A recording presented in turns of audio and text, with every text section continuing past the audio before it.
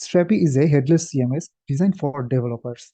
If anyone has any confusion regarding the difference between CMS and headless CMS, you can watch our previous webinar posted in YouTube SJ channel, where we had a complete discussion regarding the same topic.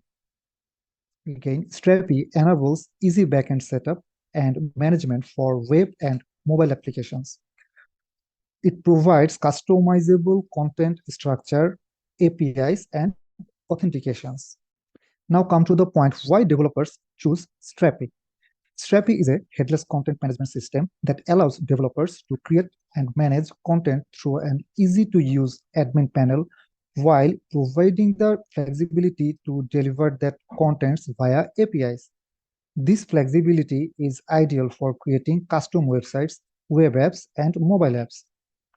Strapi is open source, meaning it's free to use and can be customized to meet specific project requirements. Developers can extend its functionality by adding custom plugins, authentication methods, and integrations. Strapi provides built-in support for content localization, making it effortless for developers to create multilingual websites and apps. This feature is essential for global projects catering to diverse language audience. Strapi offers robust security features, including user authentication and role-based access control. Developers can ensure that only authorized users have access to certain content or features within their applications. Strapi is designed to handle high traffic and scalability requirements. It can be deployed on various cloud platforms and supports horizontal scaling, making it suitable for projects of all sizes, from small block to enterprise level applications. Strapi is built with an API-centric architecture in mind, making it a top choice for developers who want to create applications. The RESTful and GraphQL API is generates allowed for seamless communication between the backend and the various front-end technologies, such as web and mobile apps, ensuring a smooth and efficient deployment process. Strapi offers a lot of flexibility. Before installing Strapi, the following requirements must be installed on your Strapi on your computer. Node.js, only maintenance and LTS version are supported here, version 16 or version 18 and version 20. Your preferred Node.js package manager, it could be NPM or it could be Yarn. And then Python if using a SQL-like database. And lastly, database. By default, Strapi uses the SQLite for content storage, but Strapi is not only limited to using SQLite as the database. It can be configured to use the other database like MySQL, MariaDB, PostgreSQL, etc. I have divided this into two parts, how to start with Strapi. First is part A, create a new project with Strapi. To do this, we have to follow two steps. In step 1, run the installation script, and step 2, register the first administrator user. And the part B is build your content. To do this, we have to follow 5 steps, which is step 1, create collection types with the content type builder. Step 2, use the collection type to create new entries. Step 3, set roles and permissions. Step 4, publish the content. And step 5, use the API. Now let's look at the steps in action. At first, we need to run the following command in a terminal. If you are using Yarn, then run yarn space create space strapi-app space my-project or whatever your project name, then space -- quick start. And if you are using npm, then run npx create strapi-app @latest, then again your project name, then space -- quick start. Once the installation is complete, your browser automatically opens a new tab. By completing the sign up form, you create your own account. Once done, you become the first administrator user of this Strapi application. And by this, part A ends. Now come to part B, build your content. Here the step 1 is create content type builder. The content type builder helps you create your data structure. When creating an empty project with Strapi, this is where to get the party started.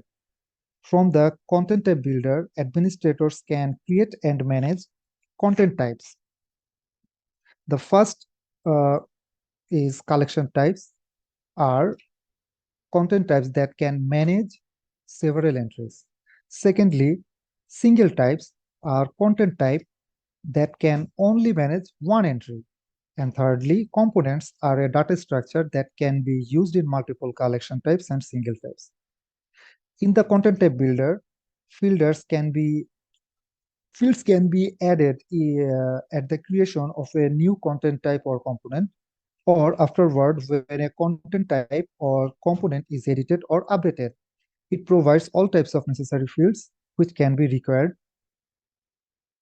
as text, email, rich text, password, number, enumeration, date, media, boolean, JSON, relation, and UID.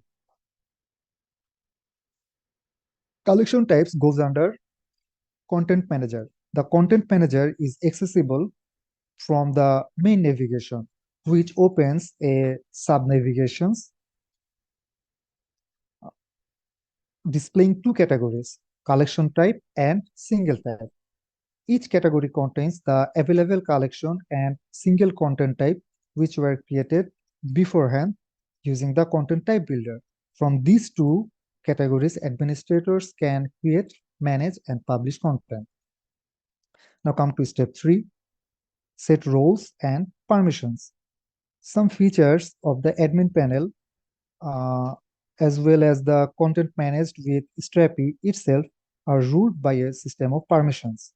These permissions can be assigned to roles, which are associated with the users who have access to the admin panel and the administrators. But it is also possible to grant permissions more publicly to give access to content to the end user of a Strapi application.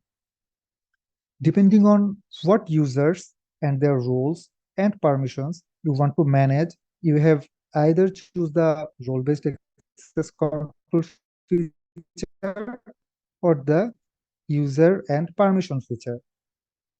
Both are managed from setting, under setting, accessible from the main navigation of the admin panel. Now, come to the step 4, publish the content. By default, any content you create is saved as a draft. To publish your content, navigate to Content Manager, collection types, then category. From there, click the branch entry.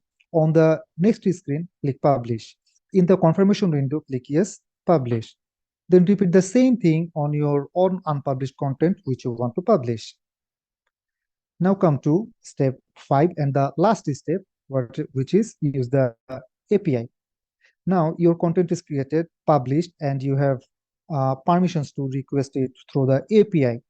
Keep on creating amazing content. Okay, there you are. All your created API is accessible from the setting, roles, then navigate to permissions. Based on your requirements, either it's public or authenticated, you can just take the API from here and add it just after the localhost / API or blogs, API / whatever name you have given here. And then finally come to the result. If we check the above API, we will get on response something like this based on our field as JSON format. This is the overall quick basic idea of Strapi.